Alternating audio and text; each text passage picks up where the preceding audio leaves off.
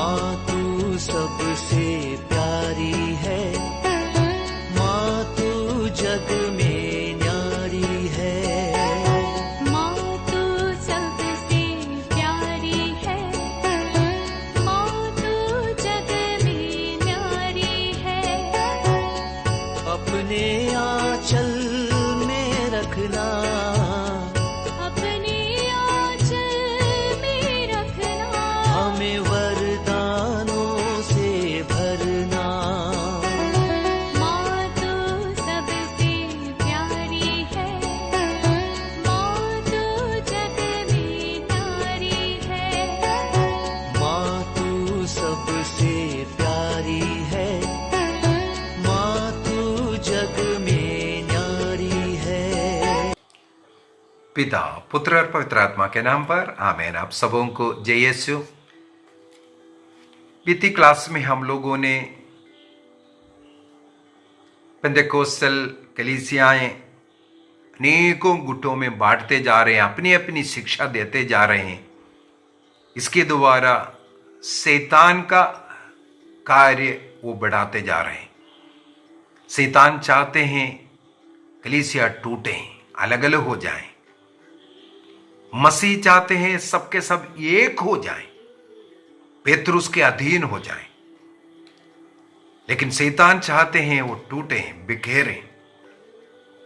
और इस प्रकार शैतान का मुहर लगाकर उनके गुट में, उनके पार्टी में सबों को मिलाते जा रहा है।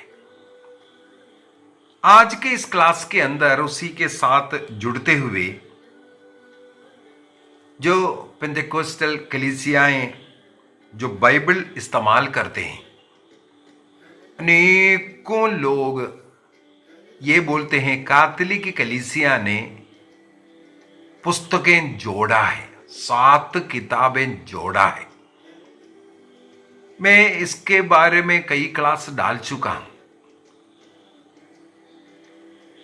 आज मैं थोड़ा सा और गहराई से लेकर के जाना चाहता हूं, ताकि लोग इस सत्य को समझ लें। कैथोलिक कलीसिया के बाइबल के अंदर 73 किताब, 73 किताब क्यों है, और प्रोटेस्टेंट लोग क्यों 66? क्या कैथोलिक लोगों ने 7 किताबों को जोड़ा है, या प्रोटेस्टेंट लोगों ने 7 किताबों को निकाला है? इस सत्य को हमें परखने की जरूरत है, सीखने की जरूरत है।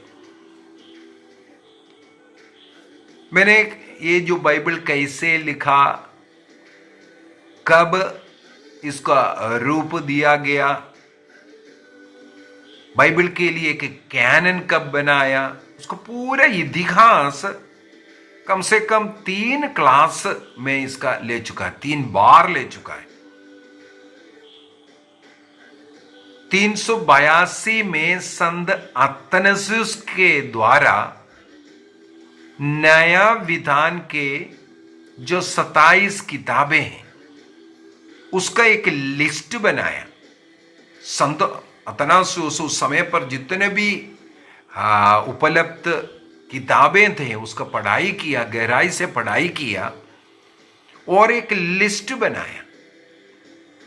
और हमारा कैथोलिक कलीसिया का काउंसिल में, रोमन काउंसिल में इसको 382 में पुटअप किया। तब से हम बोल सकता है कैथोलिक कलीसिया के अंदर पुराना विधान का 46 किताब ऑलरेडी था। कैथोलिक कलीसिया ने उस 46 किताब को नहीं बनाया, और नया विधान में 27 किताब को कैथोलिक कलीसिया ने उसको एक्सेप्ट किया। संत अतनासियुस उसको रिकमेंडेशन किया था। बाद में जो बाइबल पंडित लोग, उस समय पर के जितना विद्वान लोग, उसके ऊपर गहराई से पढ़ाई किया, अन्य किताबों के भी बारे में पढ़ाई किया। मैंने इसका भी एक क्लास लिया था। कौन सा मापदंड उन्होंने उस समय पर रखा था, कौन सा किताब लेना है, कौन सा किताब नहीं लेना है, नए विधान के विषय में। नए विधान के विषय में पुराना विधान का उसमें कोई क्वेश्चन ही नहीं था। पुराना विधान कैथोलिक कलीसिया ने उस किताब को लेने का निर्णय किया जिस किताब को ईसा मसीह ने इस्तेमाल किया, जिस किताब को शिष्य लोगों ने इस्तेमाल किया, जिस किताब को संत पौलुस ने इस्तेमाल किया, जिस किताब को आदिम कलीसिया इस्तेमाल किया था। पुराना विधान, उसी किताब को कैथोलिक कलीसिया ने स्वीकार किया। उस पढ़ाई के अंदर मिला ईसा मसीह ने जो इस्तेमाल किया हुआ किताब ग्रीक किताब था, ग्रीक ट्रांसलेशन, उसका नाम है सेप्तजिंद बाइबल। उस सेप्तजिंद बाइबल के अंदर 46 किताबें हैं। यहूदियों का जो धर्म ग्रंथ, उसका नाम है तनक। तनक के अंदर एक्चुअली 24 किताबें था। मैंने इसके इतिहास बोल करके दिया। इस हिब्रू भाषा में मूल्यतः हिब्रू था, यूनानी का भी कुछ रहा, अरामाय भाषा का भी कुछ रहा, है ना, ये तीनों मिलकर के हैं अब जो 46 किताबें। लेकिन यहूदी जो नेम के अनुसार उनके पास जो 24 किताबें हैं वो हिब्रू भाषा का किताबें थे। उन 24 किताबों का उस धर्म ग्रंथ को तनक कहते हैं, तोरा नबीम खितुबीम, तनक, इसलिए तनक कहते हैं। उस तनक में 24 किताबें था। अब 46 किताब का यहां से बना, उसका इतिहास पूरा हिस्ट्री मैंने एक एक कर बता कर दिया। टोलमी के समय पर अलेक्जेंड्रिया में रहने वाले यहूदियों के लिए जिन्हें हिब्रू पढ़ना नहीं आता था, और उन्होंने राजा टोलमी ने जो 70 विद्वानों को यरूशलेम से बुलाया। कैसे हैं? हर गोत्र से 12 गोत्र, हर गोत्र से 6 लोगों को बुलाया, और इस प्रकार 70 से, इसलिए सेप्तजिंद बोलते हैं। 72 भी हो सकता है, 70 भी हो सकता है ना। जनरली 70 बोलता है ना, इसलिए क्योंकि सेप्तजिंद को लेने के लिए।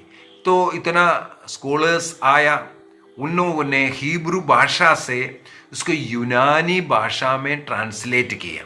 यूनानी भाषा में ट्रांसलेट करते वक्त उन्होंने देखा यूनानी भाषा में भी अनेकों ऐसा धर्म ग्रंथ है। तो उसके अंदर राजा टोलमी और उस समय का अलेक्जेंड्रिया का जो यहूदी पंडित जो लोग हैं, उन्होंने ऐसे उन कुछ किताबों को भी इसके अंदर शामिल किया, 7 किताबों को, और दानियल का कुछ भाग है, ये सब जोड़ दिया। वो सब में इतिहास पूरा बता कर दिया है। और साथ ही साथ जैसे राजाओं का ग्रंथ एक तो होता था, उसको अलग अलग किया, और जो कुछ किताबों को अलग किया है। इस प्रकार कुल मिलाकर के वो 46 बना था, और उसका अलेक्जेंड्रियन कैनन बना करके अलेक्जेंड्रिया में रहने वाला सभी यहूदियों के लिए वो जो तोरा जो 24 किताब था, उसको 46 का जो किताब बना करके यूनानी भाषा में ट्रांसलेट कर करके दिया, उसको सेप्तजिंद बाइबल कहते हैं। अब यरूशलेम में रहने वाले जो यहूदी पुरोहित लोग इसको स्वीकार नहीं किया। उन्होंने हिब्रू भाषा का जो तनक है उसी को ही स्वीकार किया। यूनानी भाषा में ट्रांसलेट किया, वो यूनानी भाषा को एक तो स्वीकार नहीं किया, दूसरा उसमें ऐड किया बोल करके भी स्वीकार नहीं किया। हम तो केवल हिब्रू ग्रंथ को स्वीकार करेंगे। आजकल कुछ पेंटेकोस्टल कलीसिया बोलते हैं, इसलिए उन लोगों ने इसको निकाला क्योंकि वो पवित्र आत्मा से नहीं लिखा। यहूदी पंडित लोग उस समय पर इन किताबों को स्वीकार ना करने का या सेप्तजिंद बाइबल को स्वीकार ना करने का केवल एक कारण बोला। वो कारण है वो हिब्रू लैंग्वेज में नहीं है। यहूदी लोग जो यरूशलेम में रहने वाले यहूदियों के लिए हिब्रू बाइबल ही चाहिए, हमें ग्रीक बाइबल नहीं चाहिए। और ग्रीक भाषा का जो लिखा हुआ अन्य किताबें जोड़ा, उसको भी हम स्वीकार नहीं करेंगे। उन्होंने कभी ये नहीं बोला ये नबियों के द्वारा नहीं दिया, या ये इसमें पवित्र आत्मा नहीं है, पवित्र आत्मा की प्रेरणा से नहीं लिखा। ये सब बाद में आजकल ये जो प्रोटेस्टेंट कलीसिया ने इसको कहानी बनाया, झूठ बनाया। ये उस समय पर यहूदियों का एक ही कारण था, वो कारण है ये हिब्रू भाषा में लिखा हुआ नहीं है, इसीलिए उन्होंने उसको स्वीकार नहीं किया। इस इतिहास को थोड़ा समझने के लिए अभी बोलते हैं मलाकी के बाद कोई नबी नहीं हुआ, इसलिए मलाकी के बाद जो रचना हुआ उन किताबों को बाइबल के अंदर शामिल नहीं करेंगे।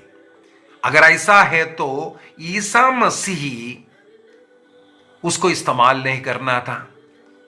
ईसा मसीह के जन्म के विषय में हो या ईसा मसीह ने जो कोट किया है वो ग्रीक ट्रांसलेशन वाला किताब से कोट किया है, और संत पौल ने जो रचना किया, जो कोट किया है, वो भी यूनानी भाषा में लिखा हुआ सेप्तजिंत बाइबल का कोटेशन आपको उसके अंदर मिलेगा, से ग्रीक भाषा का कोटेशन। इसीलिए आदिम कलीसिया को जो 24 किताबों का तनक नहीं बल्कि 46 किताबों का सप्तजिंद बाइबल उन्होंने स्वीकार किया था, उसी को पढ़ा रहा था, वो कलीसिया में चली रहा था। इसीलिए जो कलीसिया में जो महासभाएं हुआ, जो चलते आ रहा था उसको तो एक्सेप्ट है, उसमें कोई परिवर्तन ही नहीं करना था। पुराना विधान के अंदर सप्तजिंद बाइबल में कोई परिवर्तन ही नहीं करना था, उसको ऐसे के वैसे स्वीकार किया। अभी जोड़ा गया कौन सा है? नया विधान का 27 किताबें कैथोलिक कलीसिया ने जोड़ा है, उसको प्रोटेस्टेंट कलीसिया भी स्वीकार किया। हमें मालूम होना चाहिए नया विधान ग्रीक भाषा में लिखा है, यहूदियों ने उसको स्वीकार नहीं किया। उसको थोड़ा सा इतिहास को समझने की भी जरूरत है। जो 16 स्क्रिप्चुरा जो कहते हैं, होली बाइबल जो कहते हैं, वो बिल्कुल इसको सीखना चाहिए, जानना चाहिए। सबसे पहली बात है, हमें मालूम होना चाहिए जो सेकंड जेरूशलेम टेम्पल पीरियड बोल करके एक अवधि है। पहला मंदिर तोड़ा गया, इसके बाद जो निर्माण हुआ सेकंड जेरूशलेम टेम्पल पीरियड कहते हैं उसको, वो है BC 516 से लेकर के वो जो सेकंड मंदिर है यरूशलेम, दूसरा जो मंदिर है हमें मालूम है 70 AD में उसको भी तोड़ दिया गया। इसका मतलब है सेकंड टेम्पल पीरियड जो होता है 516 से लेकर के 700 AD तक, इस पीरियड में यहूदियों का जीवन को थोड़ा हमें पढ़ने की जरूरत है। उनके ऊपर क्या क्या बीता है, क्या क्या हुआ है, इसको थोड़ा समझने की हमें जरूरत है। मैंने एक 2 क्लास लिया था, रोम कैसे क्रिश्चियों का सेंटर बना।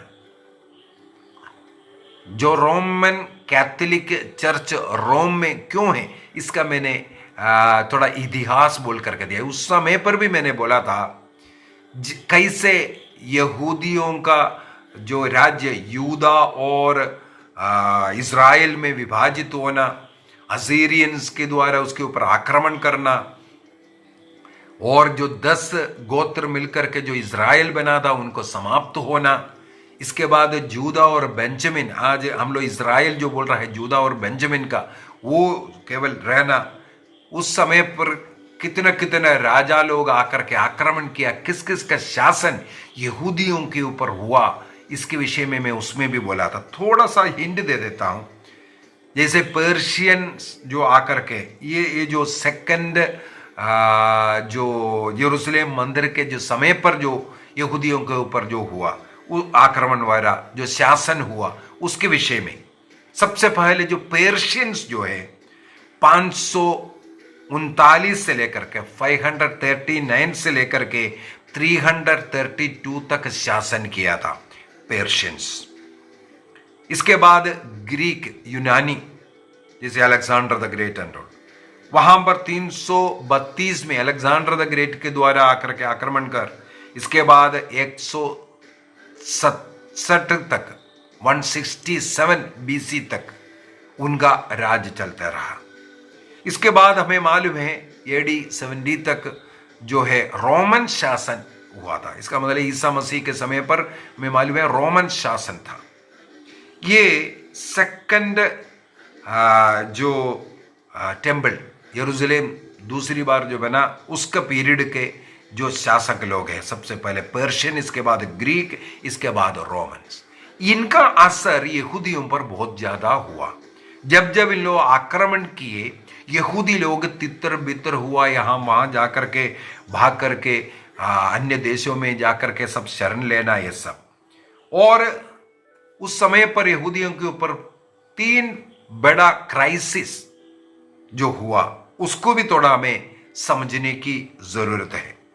सबसे पहले हमें मालूम है जो फर्स्ट मंदिर तोड़ा और बाबुल के निर्वासन में चले जाना, यह सब उन लोगों के जीवन को पूर्ण रूप से बदल डाला था। मूर्ति पूजक बना, कई लोग यहूदी उस संस्कार को भी छोड़ दिया, अन्य जातियों के से साथ मिलकर के रहना, अनेकों लोगों का मृत्यु हुआ, अनेक लोग गुलामी में हो गया। इस प्रकार करके सबसे पहले यूदा का जो नाश होना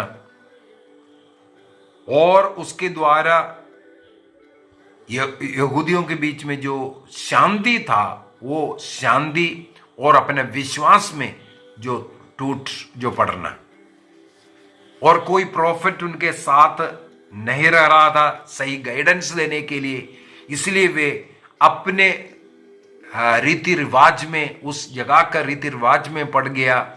ऐसे ऐसे अनेकों लोग इसके बाद देखने के लिए आया, फरीसी, सदूकी और शास्त्री लोग इनके ऊपर शासन करने वाले लोग बन गया। वो जो लोग नियम बना करके जो बोल रहे हैं उसके अनुसार इनको रहना पड़ता था। तो इस प्रकार जुदाइज्म के अंदर, यहूदियों के अंदर इन लोगों का, फरीसी सदूकियों का नियम चलना और उनके मनमर्जी के अनुसार चलाना, ईसा मसीह इसलिए आकर के उन लोगों को धिक्कार करते हैं सब।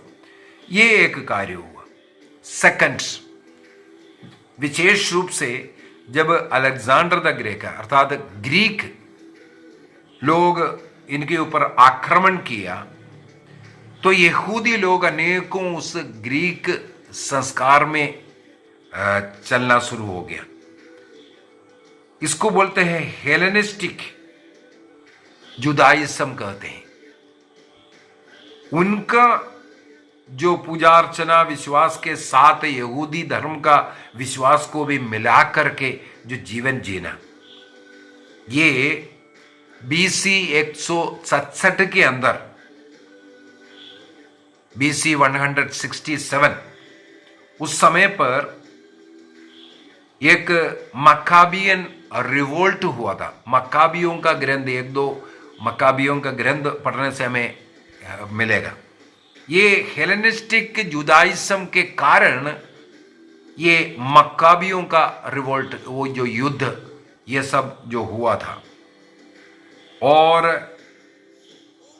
332 में अलेक्जेंडर जब इजराइलियों के ऊपर जब शासन करना शुरू किया, ये हेलेनिस्टिक पीरियड का शुरुआत हुआ, ये भी हम बोल सकता है, क्योंकि उनका जो ग्रीक कल्चर यहूदी कल्चर के अंदर, उनके विश्वास के अंदर इन लोग लेके आने लगे। इसी प्रकार अलेक्जेंड्रिया में रहने वाले जो यहूदी हैं उनके ऊपर राजा टोलमी तरस खा करके, उनका एक और था, अलेक्जेंड्रिया में सबसे बड़ा लाइब्रेरी था, तो वहाँ पर ग्रीक जो तनक को रखने के लिए भी एक उद्देश्य था, और साथ ही साथ वहाँ रहने वाले ग्रीक भाषा बोलने वाले जो हिब्रू भाषा नहीं जानते, ऐसे यहूदियों के लिए उनका जो धर्म ग्रंथ का अनुवाद करने के लिए, ये जो मैंने सेप्तुजिंत बाइबल का जो कहानी जो बोल करके दिया, ये सब उस पीरियड में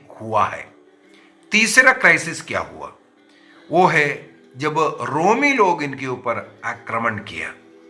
रोमी लोग आक्रमण कर करके, हमें मालूम है बीसी ईसा मसीह के आगमन के 37 वर्ष पूर्व में, बीसी 37 में 37 में हेरोद द ग्रेट को यहूदी जो है यहूदियों का राजा के रूप में रोमन सेनेट अपॉइंटमेंट किया।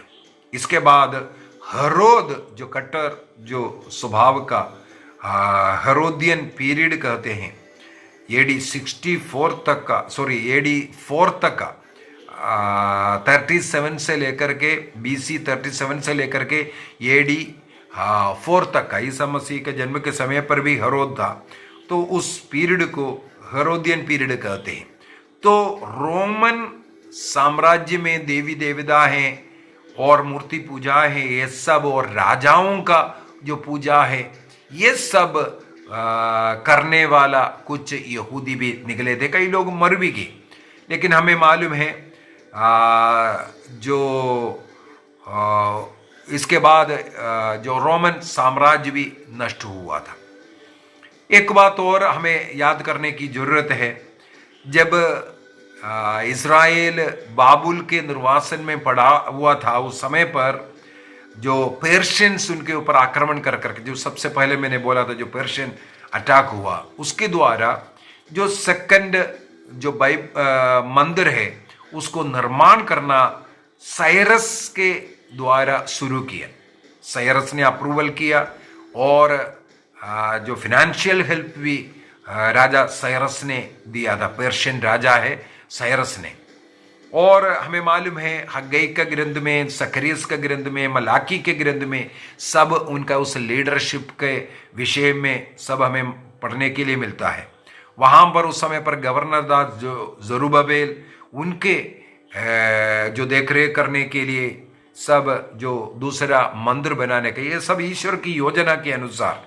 लेकिन एक प्रॉब्लम हुआ, यहूदी लोगों ने समारियों के साथ मिलना मना किया। समारी लोग आगे बढ़ करके आए, हम भी इस मंदिर बनाने में मदद करेंगे, लेकिन यहूदी लोगों ने एकदम समारियों का तिरस्कार किया। इस कारण अनेकों रुकावटें बीच बीच में आने लगे, समारियों को निकालने के कारण, उनके हठधर्मी के कारण। लास्ट में हम लोगों को पढ़ने के लिए मिलता है करीब 20 साल के बाद राजा दारियुस के 6वें जो शासनकाल के समय पर यह मंदिर तैयार हुआ था और वहां पर प्रार्थना ये सब शुरू किया। तब तक कई लोग सही जो यहूदी विश्वास है उससे भी भटक गया था, और उस समय पर उसके अनुसार अनेकों रचनाएं शुरू हुआ था, क्योंकि वहां पर हमें मालूम है जो अलेक्जेंडर द ग्रेट का जो ग्रीक राजा का, उसका बहुत दबाव यहूदियों पर पड़ा था, और इस कारण जो उन समय के जो लोग हैं हिब्रू भाषा तक छोड़ दिया यहूदी लोग, वो यूनानी भाषा सीख करके, कोइन ग्रीक कहते हैं, उस भाषा में ही जो बातें करते थे, सीखते थे सब ज्ञानी लोग, सब उनके द्वारा उस समय के अनुसार, जैसे फॉर एग्जाम्पल के लिए मकाबियन जो रिवोल्ट हुआ, उसका ग्रंथ रचना हुआ है। ये बोलना गलत है, वो पवित्र आत्मा की प्रेरणा से नहीं, ये किसी नबी ने नहीं बनाया। उस समय पर यहूदियों पर जो चलने वाले जो बातें, जो यातनाएं, जो पीड़ाएं, उनके ऊपर जो दुशासन जो चला, ये सब इन ग्रंथों के अंदर हमें पढ़ने के लिए मिलता है। चाहे वो जो 7 किताबें यूनानी भाषा में इस पीरियड में लिखा हुआ है, इन लोगों ने किस किस अवस्था से गुजरा है, उसके अनुसार जिन्होंने लिखा है, उसको टोलमी के शासनकाल में जब हिब्रू जो पुराना विधान को ग्रीक भाषा में ट्रांसलेट किया, उस समय पर इन हिब्रू भाषा में उपलब्ध कुछ किताबें, इवन दानियल के ग्रंथ पूरा दानियल का ग्रंथ हिब्रू भाषा में नहीं, उनमें कुछ भाग यूनानी भाषा में भी था। लेकिन यहूदी जो जेरूशलेम में जो रहने वाले यहूदी जो लोग हैं उसको स्वीकार नहीं किए, क्योंकि वो यूनानी भाषा में लिखा हुआ बोल करके उन्होंने उसको तिरस्कार किया था। लेकिन जब सप्तजिंद बाइबल बनाया, ऐसा जो दानियल का ग्रंथ का भाग था उसको भी उसके साथ शामिल किया गया। इस प्रकार जो शासकों के द्वारा हो या पुरोहितों के द्वारा हो, जो इजरायली लोगों के ऊपर जितने भी यातनाएं, कठिनाइयां, और उन्होंने किस प्रकार प्रभु के शरण में जाकर के विजय प्राप्त किया, इसके इतिहास यूनानी भाषा में लिखा गया था। उसको राजा टोलमी के समय पर सप्तजिंद जब बाइबल बना उसमें जोड़ा हुआ था। उसी किताब को ईसा मसीह ने, शिष्य लोगों ने, संत पौलुस ने सब इस्तेमाल किया। इसका प्रमाण है उन्होंने उस सप्तजिंद बाइबल का कोटेशन मिल रहा है। इसीलिए कैथोलिक कलीसिया ने सप्तजिंद बाइबल को, जिस बाइबल को ईसा मसीह ने और आदिम कलीसिया ने इस्तेमाल किया 342 में, और आगे चल करके जब बाइबल के लिए कैनन बनाया गया, उसी सप्तजिंद बाइबल को ही हमारे बाइबल का पुराना विधान के रूप में रखा। कैथोलिक कलीसिया ने कुछ भी ऐड नहीं किया, ऐड किया नए विधान का 27 किताबें। इसलिए ये बोल करके सिखाना गलत है कि कैथोलिक कलीसिया ने 7 किताबों को जोड़ दिया। आइए हम अपनी आंखों को बंद करें, हम स्वीकार करेंगे। प्रभु ने पेतरुस से कहा, मैं तुम्हें स्वर्ग राज्य की कुंजी प्रदान करूंगा। तुम इस संसार में, इस पृथ्वी पर जिसका अनुमति देगा वो स्वर्ग का अनुमति रहेगा। पेतरुस ने अनुमति दिया 73 किताबों का बाइबल का, वो भी AD 382 में। वो तब से लेकर के अभी तक 73 किताबों का बाइबल कलीसिया में जारी है। लेकिन कुछ झूठी शिक्षा देने के लिए शैतान ने किसी किसी को बहकाया, इससे किताबों को अलग कर किया और कैथोलिक कलीसिया के ऊपर झूठे आरोप लगना शुरू किया। कैथोलिक कलीसिया ने जोड़ दिया, जो बिल्कुल शैतान की बातें हैं, झूठी बातें। कलीसिया जो हमें दिया है उसको हम मानेंगे। कलीसिया ने आदिम काल से ही 73 किताबों को माना है, हम उसी को मानेंगे, उसके अनुसार जीवन जिएंगे। निर्णय कीजिए। पिता, पुत्र और पवित्र आत्मा के नाम पर आमीन। आप सबों को जय यीशु।